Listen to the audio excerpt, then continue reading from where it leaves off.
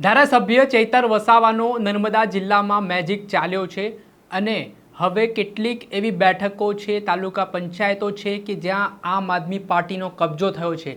જ્યાં વાત કરીએ તો ધારાસભ્ય ચૈતર વસાવાના સાથીઓએ અંતિમ તબક્કે તેમને છોડ્યા, પરંતુ તેમને ડેડિયાપાડામાં આવવાની મંજૂરી મળી ને જે રીતે તેઓ એક લોકપ્રિય આદિવાસી નેતા છે ને તેના કારણે સ્થાનિક સ્વરાજ્યની ચૂંટણીમાં આ વખતે આમ આદમી પાર્ટી જે રીતે મજબૂત બની છે નર્મદા જિલ્લામાં, તે ખૂબ મહત્વની વાત મનાઈ રહી છે। ત્યારે કઈ કઈ તાલુકા પંચાયત છે તે આમ આદમી પાર્ટીના ફાળે ગઈ છે, વિગતે વાત કરીએ।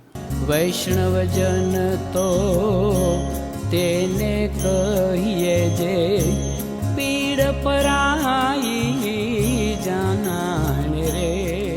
દર્શક મિત્રો, નવજીવન ન્યૂઝમાં આપનું સ્વાગત છે। હું છું ફૈઝાન। સ્થાનિક સ્વરાજ્યની ચૂંટણીની મતગણતરી ચાલી રહી છે ને હાલ આમ આદમી પાર્ટી ખૂબ મજબૂત બનીને ઉભરી હોય તેવું કહેવાય રહ્યું છે। આમ આદમી પાર્ટીના ટાર્ગેટમાં હતા સૌરાષ્ટ્ર અને દક્ષિણ ગુજરાતના આદિવાસી બેલ્ટ, જેમાં ધારાસભ્ય ચૈતર વસાવાએ આ બેલ્ટમાં મોરચો સંભાળ્યો હતો। જ્યારે ચૂંટણી નહોતી તે પહેલાંથી ધારાસભ્ય ચૈતર વસાવાએ વિસ્તારોમાં પ્રચાર પ્રસાર કરતા હતા, ભાષણો કરવા જતા હતા ને લોકો વચ્ચે સતત સંપર્કમાં રહેતા હતા અને તેનું જ પરિણામ ક્યાંક ને ક્યાંક મળ્યું છે। તેમનો ગઢ મનાય નર્મદા જિલ્લો ને એ જિલ્લામાં હવે આ વખતે કંઈક અલગ જ માહોલ તેમના પક્ષમાં જોવા મળ્યો। આમ આદમી પાર્ટી દ્વારા ખૂબ સારું પ્રદર્શન કરવામાં આવ્યું હોય તેવું મનાઈ રહ્યું છે, કેમ કે આમ આદમી પાર્ટી પાસે ગુમાવવાનું કાંઈ નહોતું, બધું મેળવવાનું હતું ને એ બધું પ્લસમાં ચાલી રહ્યું છે। ને હવે મહત્વની જે વાત છે તેમાં નાદોદ વિધાનસભાની ગરુડેશ્વર તાલુકા પંચાયત પર આમ આદમી પાર્ટીનો કબજો। જી હા, નાદોદ વિધાનસભા બેઠકના ધારાસભ્ય છે દર્શનાબેન દેશમુખ, તેમના ગઢમાં ધારાસભ્ય ચૈતર વસાવાએ ગાબડું પાડ્યું છે ને આ તાલુકા પંચાયત પર આમ આદમી પાર્ટીએ કબજો કર્યો છે। ગરુડેશ્વરના બગસરા અને લાલપુર તાલુકા પંચાયત પર આમ આદમી પાર્ટીનો કબજો। ગરુડેશ્વર જે તાલુકા પંચાયત છે તેના પર પણ આમ આદમી પાર્ટીએ જીત હાંસલ કરી છે।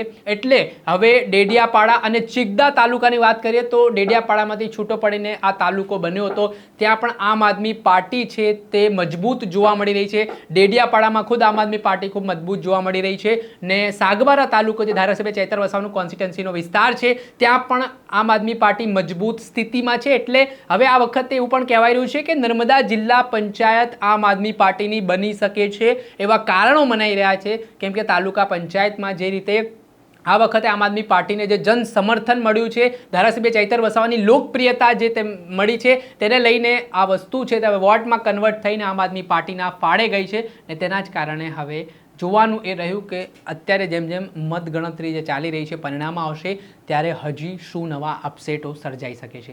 દર્શક મિત્રો, આવા જ નવા વિડીયો સાથે આપણે માહિતગાર કરતા રહીશું, એટલે નવજીવન ન્યૂઝ જોતા રહો।